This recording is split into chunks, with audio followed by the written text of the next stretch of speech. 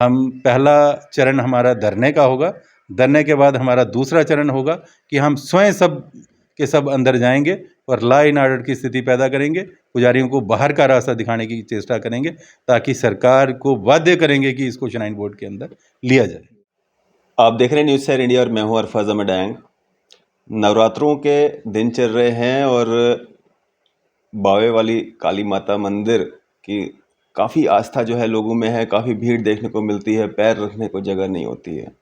और कुछ दृश्य हमने आपको परसों दिखाए थे जिसमें गंदगी के ढेर वहाँ पे आपको साफ तौर पे दिख रहे थे और बाकी सारी चीज़ों पे भी बात की थी। और बात करने के लिए हमारे साथ राजीव चाणक्य जी मौजूद थे जो कि खुद भाजपा सीनियर नेता भी हैं। और अगर बात करें हम उसके बाद में वहाँ पे क्या कुछ बदलाव आए हैं, कुछ आरोप भी जो हैं राजीव चाणक्य जी ने लगाए थे, उसके बाद में वहाँ पे क्या कुछ बदलाव आए हैं, बातचीत करेंगे। राजीव चाणक्य जी हमारे साथ मौजूद हैं बातचीत करने के लिए। राजीव सर, क्या कुछ बदलाव वहाँ पे आए, उसके बाद में अगर हम वो खबर चलने के बाद की बात करेंगे। अरफाज जी, मैं आपका धन्यवादी हूँ कि आपने उस दिन जो वहाँ अव्यवस्था फैली हुई थी उसको कवर किया और उससे लोगों को निजात मिली है। आज यानी कल का दिन जो था वो बावे वाली माता के जो परिसर है उसके लिए बहुत बढ़िया रहा। म्यूनसिपैलिटी के माननीय जो कमिश्नर साहब हैं राहुल यादव जी, उनका भी मैं धन्यवादी हूँ कि उन्होंने बड़ा इनिशिएटिव लिया और जेडीए से भी बात की और आपने इनकी एक कोऑर्डिनेशन हुई तो उससे जो लंगर परिसर है जितना उसमें गंदगी थी वो सारी साफ़ हुई है। वहाँ लाइट की व्यवस्था नहीं थी, लाइट की व्यवस्था भी हो गई है। और एक और जो श्रद्धालु वहाँ पर लंगर लगाते थे उनके ऊपर एक जजिया जो लगाया जाता था 200 रुपया एक्स्ट्रा सफाई का टैक्स, जबकि 500 रुपये में ही सैनिटेशन चार्जेस थे। जो 500 रुपये उनसे लिए जाते थे उसी में सैनिटेशन चार्जेस थे। अब म्यूनसिपैलिटी और जेडीए की ओर से ये कहा गया है कि वो सैनिटेशन चार्ज जो 200 रुपये एक्स्ट्रा लिया जाता है वो नहीं लिया जाएगा, सिर्फ वो 500 रुपया जो उस वहाँ की मेंटेनेंस और सैनिटेशन चार्ज है वही लिया जाएगा। इससे जो श्रद्धालुओं को काफ़ी राहत पहुँची है और जो गंदगी का अंबार था वो सारा कल 2 गाड़ियाँ वहाँ से वो निकाला गया और आज जो है सुबह शाम वहाँ सुबह से आज 2 बार वहाँ पर सफाई हो चुकी है। यानी पहले जो एक उन्होंने जेडीए के जो कॉन्ट्रैक्टर है उसने जो एक ही व्यक्ति रखा हुआ था उसके बस की बात नहीं थी कि इतना जितना 12-13 लंगरों का वो गंदगी बाहर फेंकना, आज वो हुआ है। उसके लिए मैं कमिश्नर म्यूनसिपल कॉरपोरेशन जम्मू का भी धन्यवादी हूँ कि उन्होंने इनिशिएटिव लिया और आपका भी धन्यवादी हूँ कि आपने वहाँ आकर वो स्थिति देखी और देखकर वो फ्लोट हुई, लोगों में गई। इसीलिए तो कहा जाता है कि मीडिया जो है वो इस लोकतंत्र का चौथा स्तंभ है और चौथे स्तंभ ने अपना काम करते हुए इस जो एक पवित्र स्थान है, यानी अगर ये कहा जाए कि माता वैष्णो देवी के बाद जम्मू में अगर सबसे ज़्यादा आस्था लोगों की है वो माता काली बावे वाली के श्री चरणों में है। इसलिए यहाँ पर बहुत सारी भीड़ आज भी सुबह 2 बजे से लोगों का जो तांता लगा हुआ है, सड़कों में भी बहुत वो है। एक और बात मैं आपके माध्यम से उजागर करना चाहूँगा कि स्मार्ट सिटी का काम यहाँ पर चल रहा है। नवरात्रों के दौरान जितना गाड़ियों का फ्लो है तो यहाँ पर इस वक्त उस काम को धीमा करना चाहिए था। या तो ये पहले कर लेते, नवरात्रों से पूर्व कर लेते। आज जेसीबी उनकी लगी हुई है जिससे जो यातायात में वो बाधा आ रही है। मैं म्यूनसिपल कमिश्नर से ये भी निवेदन करना चाहूँगा कि 2 दिन रह गए हैं नवरात्रों के, इन 2 दिनों में भीड़ ज़्यादा होगी। अष्टमी और नवमी के दिन सभी की आस्था होती है, आज तो मंगलवार भी है और सप्तमी है, आज भी लोग आ रहे हैं, आज भी जेसीबी लगी हुई है जिसके कारण गाड़ियों को बड़ी मुश्किल आ रही है, वहाँ ट्रैफिक जैमिंग हो रही है बार बार। तो उसका काम जो स्थगित किया जाए 2 दिन के लिए ताकि लोगों को असुविधा ना हो। जेसीबी भी लगी है, पाइपें भी पड़ी हैं, सामान भी पड़ा हुआ है, कुछ लोग भी काम कर रहे हैं।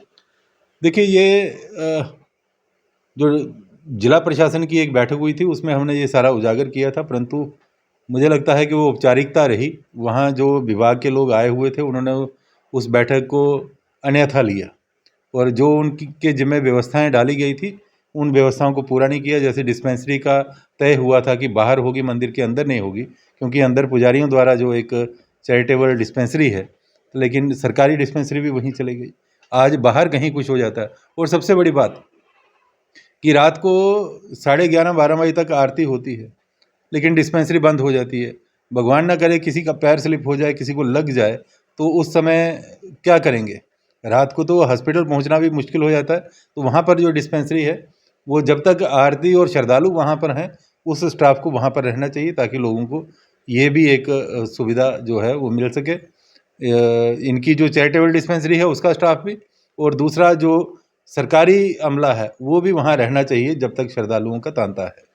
सर साहब, इसके अलावा भी कुछ समस्याएं आपने बताई थी, जिस तरह से गेट बंद हो जाना, टाइमिंग साफ सफाई का तो चलो वो चेंज हो गया, उसके अलावा जो फुटफॉल वहाँ पे था उसमें कहीं ना कहीं लोगों को दिक्कतें आ रही थी, उस पर भी कोई चर्चा हुई या बात हुई, उसको कैसे ठीक किया जा सकता है, या बाकी सारी चीज़ें जो पुजारियों को लेकर के आपने कही थी, या बाकी सारी चीज़ें थी? देखिए, इसमें जो गेट के बारे में आया, हमने तो कहा था कि इसको 24 घंटे चलाया जाए। 24 घंटे मंदिर खुले नवरात्रों के दौरान, ताकि इतनी भीड़ ना हो। श्रद्धालु जो है वो बड़ी शांतिपूर्वक अपनी श्रद्धा अनुसार दर्शन कर सकें। परंतु पुजारियों की ओर से भी ना हुई, और एसपी साउथ मैडम भी उस मीटिंग में थी। इन्होंने भी कहा कि हमारे पास उतनी नफरी नहीं है कि हम इसको पूरी रात जो 24 घंटे मैनेज कर सकें। तो मुझे लगता है कि कहीं प्रशासनिक और पुजारियों की जो एक वो है, नहीं तो यहाँ श्रद्धालु जितना भीड़ से, यानी माँ की आस्था लेकर लोग आते हैं, उस आस्था में उनको सिर्फ माँ का दर्शन ही नहीं, एक धक्का भी पड़ता है, चलो बाहर। तो अगर ये 24 घंटे मंदिर चलता है तो मुझे लगता है कि श्रद्धालु बैठ के 10 मिनट बैठ के आराम से माँ का जाप भी कर पाएगा, दर्शन भी कर पाएगा। उस प्रकार की व्यवस्था जो है वो आने वाले नवरात्रों में बनानी चाहिए, ताकि जो इस प्रकार की धक्का मुक्की और भीड़ है उसको थोड़ा कम किया जा सके। जी। तो जो चढ़ावा वहाँ पे चढ़ता है, उसका जिस तरह से आप कह रहे थे कि मिसयूज़ होता है, तो उस पे भी कोई काम होना चाहिए? देखिए, उसके लिए तो एक ही माध्यम है, श्राइन बोर्ड। श्राइन बोर्ड की जो फाइल है अब माननीय उपराज्यपाल जी के पास पहुंचने वाली है। मुझे लगता है कि सारे जो इसके व्यवधान थे वो समाप्त हो गए हैं। DC Jammu, tourism director, divisional commissioner Jammu, सब ने कंसेंट दे दी है कि हम तैयार हैं इसको टेक ओवर करने के लिए। तो इसके बाद चीफ सेक्रेटरी और एलजी महोदय, इनका बनता है कि ये कहाँ तक और कब इसको टेक ओवर करें, और इस चढ़ावे का सही मैनेजमेंट हो सके। जो ये एक प्रोटेक्टेड मॉन्यूमेंट है, किला यानी जम्मू की शान है। अगर हम मानते हैं कि ये डोगरा शब्द जो है उसकी उद्गम स्थली है, जन्मभूमि है, तो इसको किस तरह से बचाना है, ये तभी संभव हो पाएगा जब यहाँ श्राइन बोर्ड बनेगा। तभी ये चढ़ावा भी, इसका मिसयूज ख़त्म होके कई लोगों को रोज़गार भी मिलेगा। रोज़गार के साथ साथ यहाँ का स्थानीय विकास भी होगा। श्रद्धालुओं के लिए जिस प्रकार हम बोलते हैं कि यहाँ पर शेड नहीं है, वो शेड भी बनेंगे। चाणक्य साहब, कुछ लोग ये भी कहते हैं कि राजीव चाणक्य आरोप इसलिए लगाते हैं ताकि ये जो मैनेजमेंट की पावर जो है वो चाणक्य साहब के पास आए और वो अपने हिसाब से उसको चला पाएँ। इसीलिए ये आरोप जो लगाए जाते हैं, और निराधार आरोप होते हैं, प्रूफ कोई नहीं होता है चाणक्य साहब के पास। देखिए, लोगों का कहना नहीं होता। ये जो मंदिर मैनेजमेंट है, पुजारी, उनकी तरफ से एक जो शगुफा छोड़ा जाता है। जैसे अभी इस प्रकार का कहा, मैनेजमेंट हमें नहीं चाहिए। मैं राजपूत हूँ, क्षत्रिय हूँ। क्षत्रियों का काम नहीं है चढ़ावा खाना और इस तरह की वो कोई मैनेजमेंट लेना। ये पंडितों का काम है, पंडितों को शोभा देता है। जो भी आएंगे यहाँ पर, चाहे वो श्राइन बोर्ड बनेगा, पंडित ही होंगे। जो धर्म के ज्ञाता हैं, कर्मकांड जानते हैं, वही यहाँ पर बैठेंगे। ये जो इस वक्त पुजारी यहाँ पर बैठे हैं, इनको अगर एक हिंदू धर्म का सबसे छोटा मंत्र है गायत्री मंत्र, वो भी बोला जाए तो इनको आता नहीं है। बिट्टा महंत जी सिर्फ मैनेजमेंट, एक ऑफिस बनाया है, वहीं बैठना। कभी उन्होंने ज़िंदगी में पूजा भी नहीं की होगी। यानी माँ काली की पूजा भी उनसे करवाई जाती है, नौकरों से जो वहाँ पर रखे हुए हैं। यानी इस प्रकार का जो हम देखते हैं यहाँ पर, एक उन्होंने अपनी सल्तनत यानी एक हुकूमत तय की है। कभी किसी को मारना, जो जितने यहाँ उनके कर्मचारी हैं उनकी पिटाई भी होती है। लोगों को दर्शाया जाता है। एक दिन डीसी साहब की मीटिंग में ही बोला कि हमने 14 कर्मचारी सफाई कर्मचारी रखे हुए, एक भी कर्मचारी नहीं रखा है इन्होंने जो सफाई करता है। जो वहाँ पर झाड़ू लगाते हैं वो बेचारे गरीब लोग हैं, बेसहारा लोग हैं, और उनका सहारा हैं श्रद्धालु। श्रद्धालु जो उनको दे जाते हैं वो मांगते हैं वहाँ पर। अगर इनका कोई इस प्रकार का पुजारियों द्वारा कोई इस प्रकार का है तो इनका पेरोल भी होगा, सीपी फंड भी कटता होगा। ये बताएं कि कितने इनके वैसे तो जितनी भी ऑर्गेनाइजेशंस हैं उसमें सीपी फंड दौड़ता हुआ जाता है कि आपके पास 5 से अधिक हैं, आप सीपी फंड कटवाइए। तो यहाँ एक एक पुजारी के पास भी 15 से 20 कर्मचारी हैं, तो अगर 13 वो भी इंक्लूड कर लिए जाएँ तो वो 40 के करीब हो जाते हैं। तो अगर जिसके पास 40 कर्मचारी हों और उनका भविष्य अधर में लटका हो तो सीपी फंड सोया हो, तो ये मुझे लगता है ये भी वो है, ये भ्रम इस तरह का फैलाते हैं कि राजीव चाणक आज बोल रहा है उसको वो यहाँ बाहर बात फैला दो कि वो अटैची आएगी जी। हाँ, ऐसा भी कुछ सुना था। हाँ, अटैची आएगी। राजीव चाणक अटैची के ऊपर नहीं, अगर अटैची के ऊपर होता तो 1997 से लेकर आज तक जो हमने ये आंदोलन लड़ा है इसको चरम सीमा तक पहुंचाया है। हमारे पास समय का अभाव था जिसके कारण हम धरना प्रदर्शन उस प्रकार का नहीं कर पाए, परंतु अब जिस प्रकार का ये बोल रहे हैं और लोगों में शगुफे छोड़ रहे हैं तो उसका जवाब हम देंगे, बड़ी जल्दी देंगे। सर साहब, पिछले कई सालों से आप मतलब आरोप लगा रहे हैं या बात रख रहे हैं अपनी, लेकिन कार्रवाई देखने को नहीं मिल रही है। अगर कुछ ऐसा होता तो कार्रवाई भी देखने को मिलती। काफ़ी गंभीर आरोप लगाते हैं आप, जिस तरह के आरोप होते हैं। देखिए, मैं अभी आपको बताता हूँ, मेरे पास यहाँ ये लोग जो बोलते हैं पहले गड़ी जो ये लोग बोलते हैं कि बेबुनियाद बोला जाता है गाड़ी में, बेबुनियाद नहीं बोला जाता। जो हम बोलते हैं उसका आधार होता है। पुजारी कहते हैं कि हमारे पास पट्टे लिखे हुए हैं, राजाओं के पट्टे लिखे हुए। दिखाएं भैया कौन से पट्टे हैं आपके पास। हमें मंदिर दान में मिला है, बताइए कौन सा दान, किसने दान किया। आपको तो कर्मचारी रखा था यहाँ, आपके दादा परदादाओं को महाराजा प्रताप सिंह जी ने कर्मचारी रखा था पूजा करने के लिए। जिस प्रकार आज भी सेना में जो मंदिर हैं वहाँ पर कर्मचारी होते हैं, वहाँ पर कोई पंडित मालिक नहीं हो जाता सेना के अंदर जो मंदिर है। तो ये इस प्रकार का जो भ्रम फैलाना, हम जो बात करते हैं वो बिल्कुल, अगर ये किला महकमा जंगबंदी का है तो ये महकमा जंगबंदी का है। अगर यहाँ पर इनकी 1 इंच भी ज़मीन इनके नाम पर नहीं है तो वो नहीं है। यानी ये जितनी बातें हम कहते हैं वो बराबर हैं, बेबुनियाद नहीं है। बेबुनियाद एक भी बात, महंत जी का अपने पुजारियों में कोई अस्तित्व नहीं है, ये भी हम कहते हैं। मैं आपको इसी में दिखाता हूँ कि इन्हीं के पुजारियों ने लिख के दिया है गवर्नर महोदय को कि इस मंदिर को श्राइन बोर्ड के हवाले किया जाए। मंदिर के पुजारियों ने लिख के मंदिर के पुजारियों ने, ये इनका शजरा है, ये आप इनका शजरा देखिए। इस शजरे में उनके भी नाम होंगे जिन्होंने लिख के दिया है।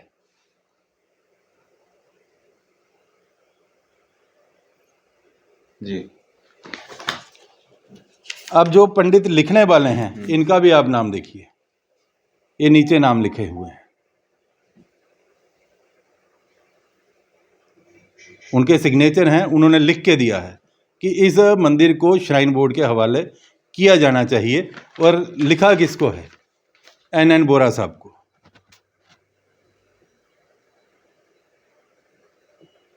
इस प्रकार बेबुनियाद बात कहना कि राजीव चाणक बेबुनियाद बात करता है, राजीव चाणक बेबुनियाद बात नहीं करता।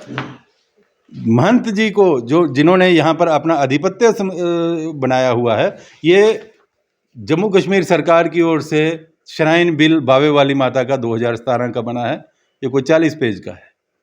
इसके ऊपर इसमें लिखा हुआ है कि यहाँ पर जो है डिविजनल कमिश्नर चेयरमैन होगा, DC जम्मू जो है वो इसकी वाइस चेयरमैन होंगी, बाकी कौन कौन इसका मेंबर होगा।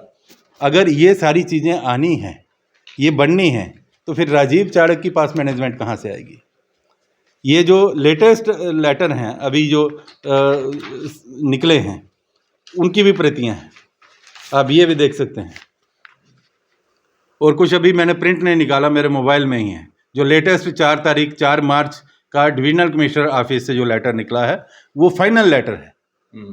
यानी हमारे पास हम जो बात करते हैं वो बात कोई ऐसी नहीं है कि हम हवा में बात करते हैं या बेबुनियाद बात करते हैं।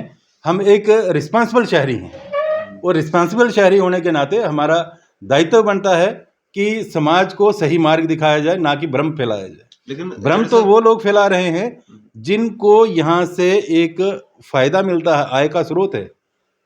यही बात मैं आपसे जानना चाहता हूँ। ये जो आय का स्रोत आप कहते हैं, जो दान लोग देते हैं, दान पात्रों में दान डालते हैं, उसका मिसयूज होता है। यहाँ पे अगर कोई 200-300 रुपए की करप्शन भी करता है तो उस पर भी ईडी या एसीबी छापे मारती है। तो आप जब इस तरह के आरोप लगाते हो, कोई भी एजेंसी काम नहीं करती, ऐसा क्यों?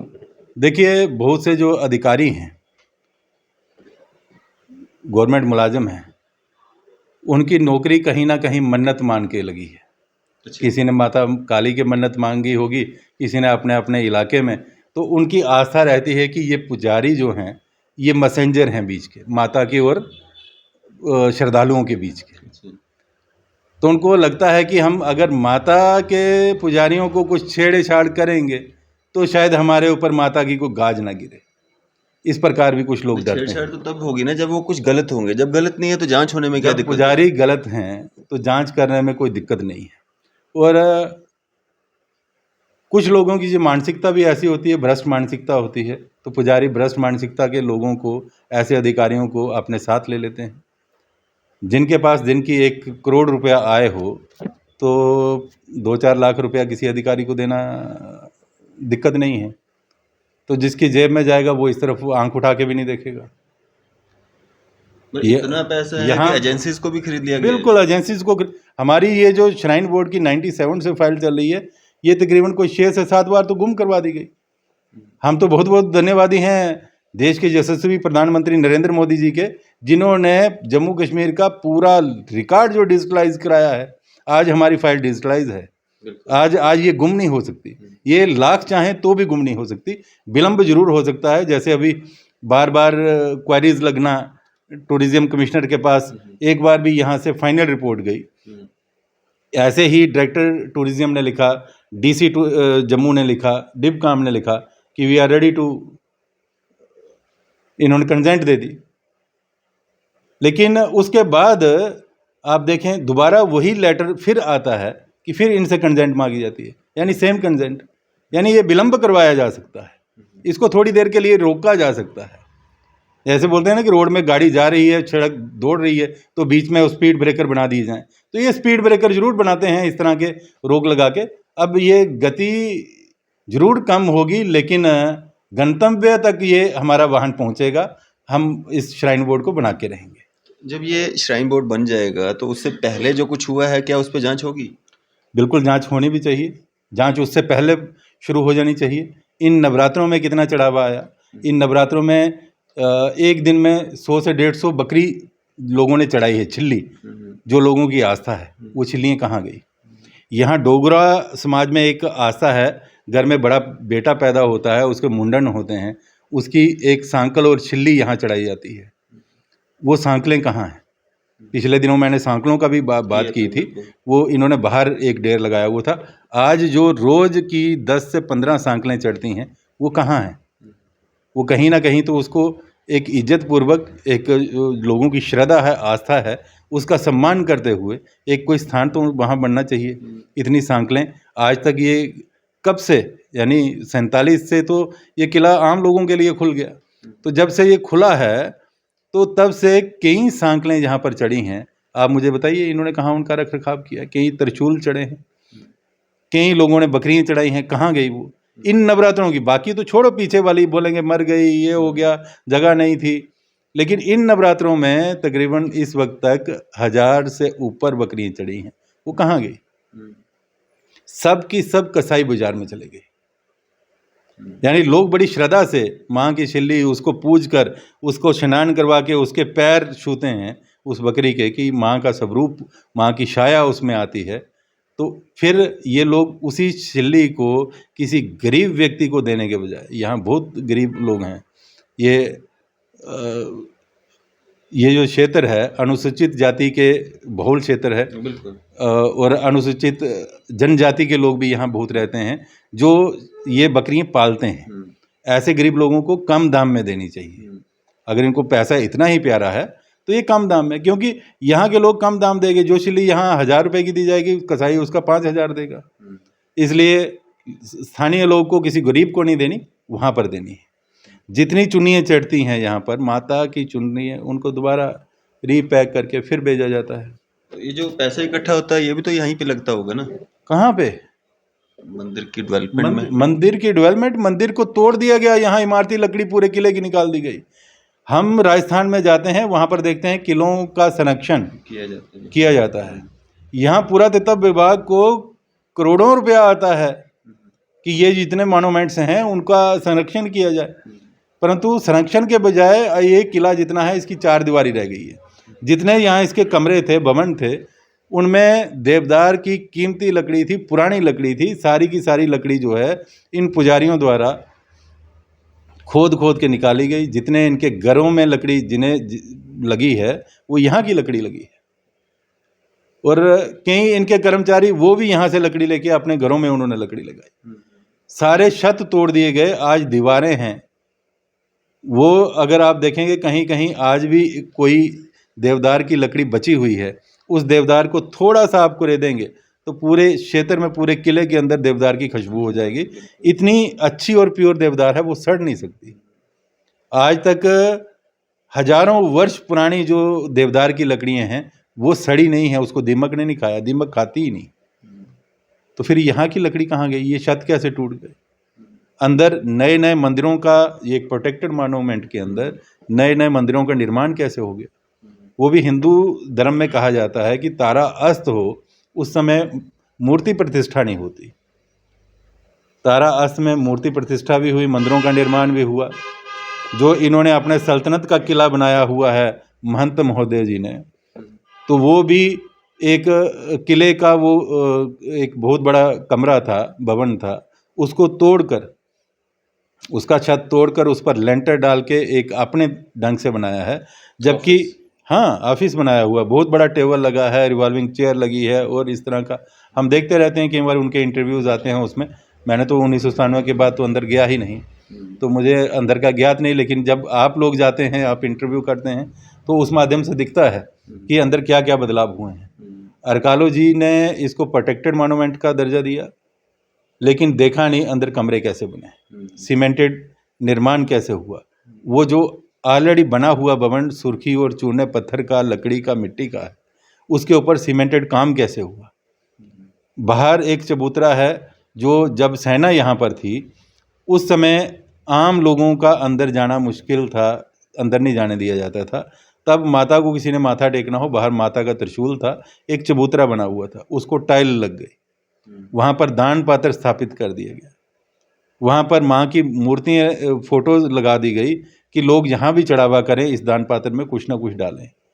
यानी ये एक बहुत बड़ा घटिया काम कि वहाँ पर माँ की फ़ोटो लगाना उचित नहीं है, क्योंकि बंदर आते हैं, कभी उल्टी कर जाते हैं, कभी उनके ऊपर पेशाब करते हैं, कोई इस तरह से। कहाँ वहाँ कोई, जहाँ तो पंडित बिठाए ना कोई, वहाँ पर कोई ना कोई वहाँ चौकीदारी उसका संरक्षण करने के लिए, देखभाल करने के लिए। तो इस प्रकार का जो इन्होंने एक कृत्य शुरू किया है, तो मुझे लगता है कि अब इनका जो वो बोलते हैं ना कि वो जब मोमबत्ती या दिया ज़्यादा फड़फड़ाता है, कब फड़फड़ाता है? जब उसमें तेल बहुत कम रह जाता है, उसका ख़त्म होने का समय होता है। आज जो बिट्टा महंत जी की भाषा है, उस भाषा वो दर्शाती है कि अब इनका अंतिम समय जो है यहाँ पर आने वाला है। ये अब ज़्यादा देर यहाँ बावे वाली माता के पुजारी के रूप में नहीं टिक सकते। यहाँ पर श्राइन बोर्ड जो है वो स्थापित होगा, श्रद्धालुओं को यहाँ राहत मिलेगी, विश्राम घर भी मिलेंगे। आज माता वैष्णो देवी के विश्राम घर रेलवे में हैं, तो यहाँ पर क्यों नहीं? यहाँ यात्रा जितनी आती है, जितने लोग आते हैं, आप कई बार रात को देखो 4-4 बसें लगी होती हैं, लोग वही जो मेट्रो स्टैंड या स्कूटर स्टैंड है वहाँ पर आकर सोते हैं, वहीं खाना बनाते हैं। तो इतनी बड़ी जगह पर हम माता सुकराला देवी जाते हैं, वहाँ पर बहुत कम, जितनी यहाँ रोज़ यात्रा होती है तो वहाँ पर नवरात्रों में उतनी यात्रा होती है, तो वहाँ पर यात्रियों के लिए विश्राम गृह बनाए गए हैं। वहाँ पर पूरी सुविधाएं हैं, अगर कोई रात को रहना चाहे तो वहाँ यात्री भवन बने हैं, वो सारा, यानी अब तो वो भी श्राइन बोर्ड के अधीन है, पहले वो श्राइन बोर्ड के अधीन नहीं था, तब भी वहाँ वो बने हुए थे, वहाँ के पुजारियों ने बनाए हुए थे। परंतु यहाँ पर ऐसी कोई व्यवस्था नहीं है।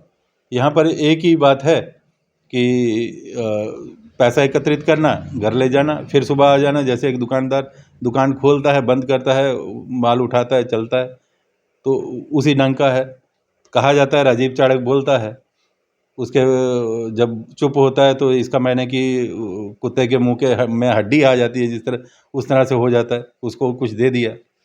भैया हम राजनीतिक लोग हैं, हमें और भी कई व्यवस्थाएं होती हैं, काम होता है, हमें आगे और भी कुछ करना होता है, एक ही काम के पीछे नहीं। लेकिन हमारा जो लक्ष्य है, हम लक्ष्य से बढ़ के नहीं हैं।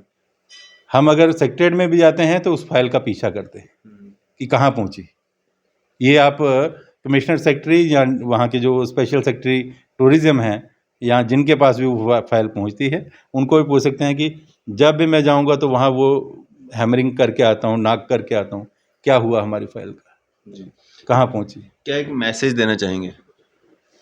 मैं समस्त श्रद्धालुओं को नवरात्रों के इस शुभ अवसर पर, आज 7वां नवरात्रा है, इसके अवसर पर बधाई भी दूंगा। कल माँ की अष्टमी है, हम लोग यहाँ पर आते हैं, जितनी भी गाड़ियाँ हम पार्क करते हैं, सड़क में पार्क ना करें, पार्किंग्स यहाँ अलग अलग बनी हैं, हम वहाँ पर पार्क करें। और दूसरा मैं ये कहना चाहूँगा कि जो यहाँ पर लंगर व्यवस्था है, जो बाहर की लंगर व्यवस्था, यहाँ पर आप स्वयं लंगर बनाकर बांटते हैं, वहाँ सिर्फ एक 500 रुपये की पर्ची देनी है। सफाई का जो सैनिटेशन चार्ज है वो भी उसी में है। किसी को फालतू कोई पैसा ना दें, दान करना है आप किसी को भी कर सकते हैं, परंतु जो इस नाम पर कि ये सैनिटेशन चार्ज लिया जा रहा है या यहाँ उपयोग करने का चार्ज लिया जा रहा है, उसके नाम पर किसी को मत दें। यहाँ पर किसी को कोई समस्या आती है वो हमसे भी संपर्क कर सकता है, यहाँ की पुलिस से भी संपर्क कर सकता है।